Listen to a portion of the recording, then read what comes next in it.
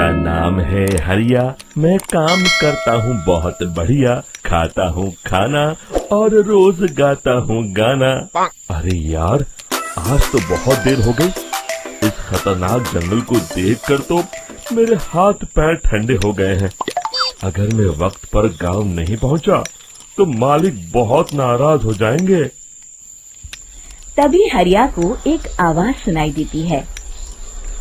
सुनिए हरु जी। अरे, ये आवाज किसने दी? तभी हरिया को सामने कुछ दूर एक औरत खड़ी दिखाई देती है।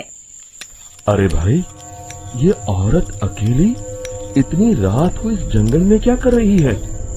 चलकर पूछना पड़ेगा। फिर हरिया अपनी बैलगाड़ी उस औरत के सामने लाकर रोक देता है और उससे पूछता है। अरे सुनिए, आप इतनी रात को इस खतरनाक जंगल में अकेली क्या कर रही हैं? तभी वो औरत मीठी आवाज में कहती है। अरे हरु जी, आप आ गए। मैं कब से आपका इंतजार कर रही थी। वैसे तो यहाँ से काफी लोग गुजर चुके हैं, लेकिन मैं खास आपका इंतजार कर रही थी। अच्छा, तुम सच कह रही हो?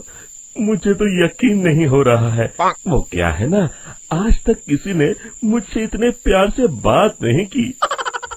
हाँ हाँ हरु जी, मैं सच कह रही हूँ। अब देर मत करिए और जल्दी से मुझे मेरे घर तक छोड़ दीजिए। हाँ हाँ, कौन सी बड़ी बात है, अभी छोड़ देता हूँ। आप मेरे पीछे बैलगाड़ी में बैठ जाइए और मुझे रास्ता बताते चलिए। फिर वो औरत हरिया की बैलगाड़ी में बैठ जाती है और हरिया बैलगाड़ी हाँकता हुआ आगे चल पड़ता है।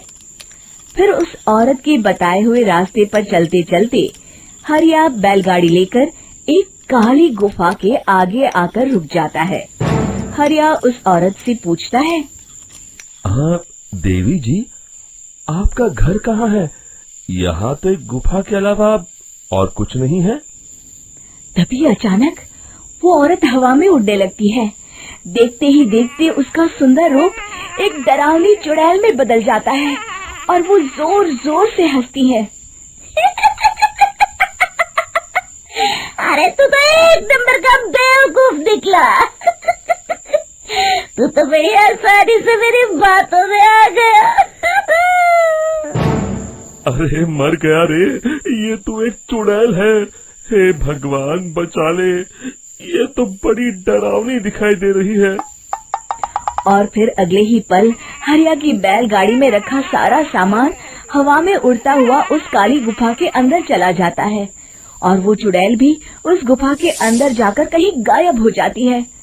हरिया ये नजारा देख बुरी तरह घबरा और परेशान हो जाता है। अरे, ये चुड़ैल तो मेरा सारा सामान लेकर गुफा में गायब हो गई। अब क्या होगा?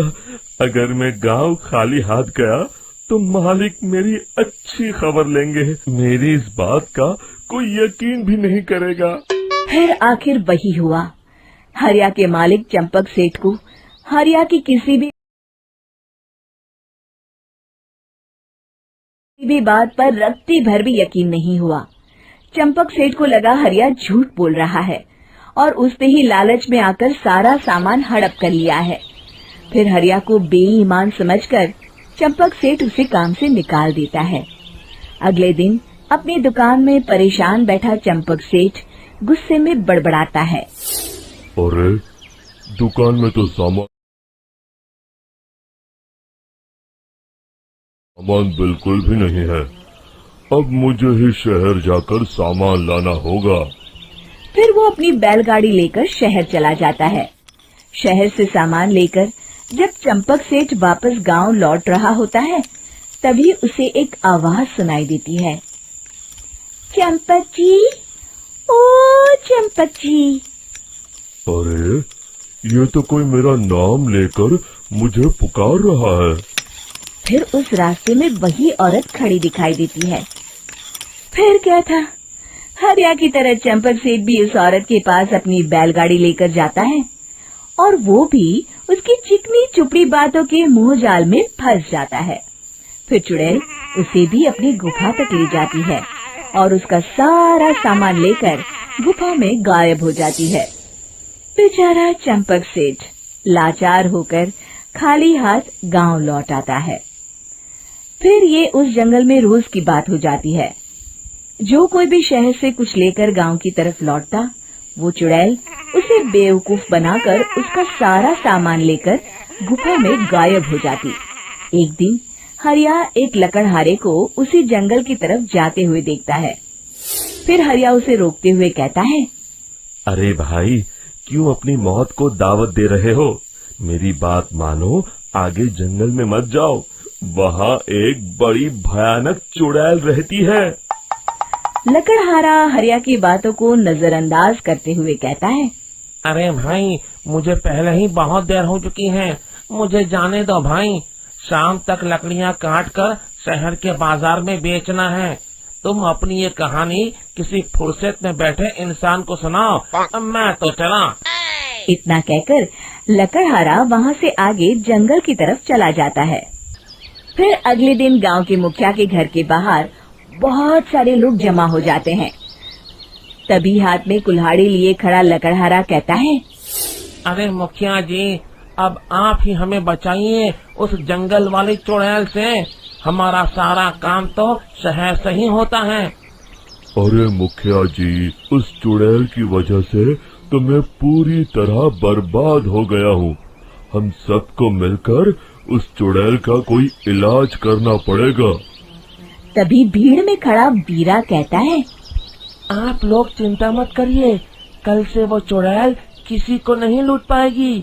मेरे पास एक बहुत अच्छी तरकीब है। तभी चंपक सेठ उसका मजाक उड़ाते हुए कहता है, अरे तेरा नाम वीरा है तो क्या हुआ? तूने अभी उस चुड़ैल को देखा नहीं है? जाकर अपना काम कर, बड़ा आया।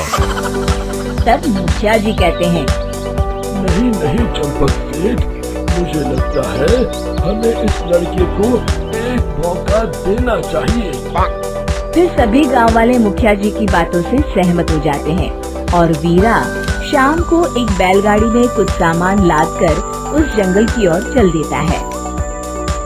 वीरा, ओ वीरा, कहाँ जा रहा है? तभी वीरा मुड़ के देखता है, वही चुड़ैल एक औरत के रूप में खड़ी है। अरे बहन जी, मैं आपको ही ढूंढ रहा था। देखिए, मैं आपके लिए क्या लाया हूँ। अरे वाह, तो खुद मेरे लिए इतना सामान लाया है। तू ही अकेला गांव में समझदार है। जरा देखो, मैं भी खोल के, बड़े भूख लगी है।